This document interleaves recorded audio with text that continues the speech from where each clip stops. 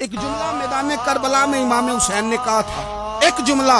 اور وہ جملہ اتنا طاقتور ہے کہ اگر سونے کے پانی سے لکھا جائے، ہیروں سے تولا جائے تو یہ ساری چیزیں کمزور پڑ جائیں۔ امام علی مقام میدان کربلا میں جب گھوڑے پہ سوار ہوئے، اللہ اکبر کہہ کے میدان میں آئے، اور آپ نے یزیدیوں سے کہا کہ تم ظالم ہو، جابر ہو، فاسق ہو، اطاعت تمہاری نہیں قبول کی جائے گی، اب بتاؤ لڑنا ہے کہ کیا کرنا ہے۔ جب وہ لڑنے کے لیے میدان میں آئے تو امام نے ایک جملہ کہا، فرمانے لگے، لوگوں گواہ رہنا،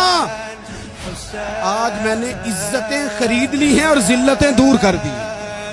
عزت ہے ہمارے پاس، عزت، ذلت دور ہو گئی۔ اگر اس کے ظلم سے چھپ کے بیٹھ جاتے، اگر ان تلواروں کے سامنے کمزور پڑ جاتے،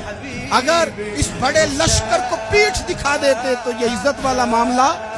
لوگوں، ہم نے عزتوں کا سودا کیا، ہم نے ذلتیں بھگا دی، ہم نے وہی سودا کیا جو ہمارے اجداد کا طریقہ تھا۔